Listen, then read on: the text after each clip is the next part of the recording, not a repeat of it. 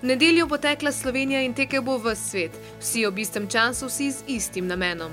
Wings for Life World Run bo z več 10.000 tekmovalci zbiral sredstva za pomoč tistim, ki ne morejo teči.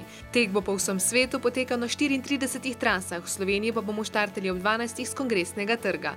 Slovenski vrhunski športniki bodo podporo kazali v vlogi ambasadorjev, ki so jo z veseljem sprejeli. Jaz mislim, da je tukaj na nek način eno tisto še staro pravilo olimpijskih iger, pač važno je sodelovati, ne zmagati, in pač jaz upam, da se jih je čim več prijavili in da bomo s tem pripomogli pač k razvoju, pomagati ozdraviti pač poškodbe hrbtenjače. Ambasador tega teka mi je pravzaprav v čast, ker moram reči, da vsi tisti, ki smo zdravi, pa lahko tečemo, a pa tudi, če se lahko samo hodimo, smo privilegirani. In po moje šele takrat, ko tega ne moreš več delati, ugotoviš, koliko so hendikepirani tisti, ki imajo tako ali pa drugačno poškodbo hrbtenjače. V bistvu vsakmu bi mogla biti velika čast, tako kot je meni, da si ambasador česarkoli, kjer delaš nekaj dobrega, tako da v vsakem primeru, glede na to, da je to res velik dogodek, še enkrat mi je velika čast.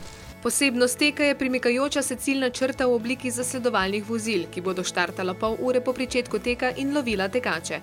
Ko vozilo tekača prehiti, bo to zanj pomenilo konec tekmovanja. Gre za en zelo unikaten tek z formatom, ki še ni bil prej uporabljen, in predvsem ta globalnost tega teka je fascinantna, da bomo dobili enega zmagovalca pri moških, eno pri ženskah, in da bo vse zelo, bi rekel, interaktivno. Ker je glavni cilj preteči 100 km, bodo na vsakih 5 km postavljene okrepčevalnice. Vsak pa si bo zagotovo zastavil cilj, za katerega meni, da ga lahko doseže.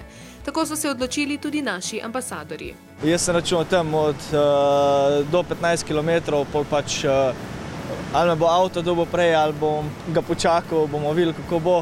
Glede na to, ko sem gledal malo kalkulator, bi lahko dosti več prelaufal. Ni pa to tekmovalnega značaja, to je bistveno tega teka, da ljudje, ki pridejo na ta tek, večina ne bo prišla tekmovati, ampak bo prišla samo z enim simboličnim namenom pomagati za tiste, ki so poškodovani. Organizirati globalni dogodek takšnega kova zahteva ogromno načrtovanja, delovnih ljudi in predvsem želje po dobrodelnosti. Gre za višji namen, višji cilj, ne gre za nek klasičen tek, kjer v bistvu tekmuješ z preostalimi, ampak dejansko v prvi vrsti se ljudje za to odločijo zaradi tega, da lahko pomagajo. Šele potem je v bistvu tisti drugi cilj, da tekmujejo sami sabo oziroma z nasprotniki.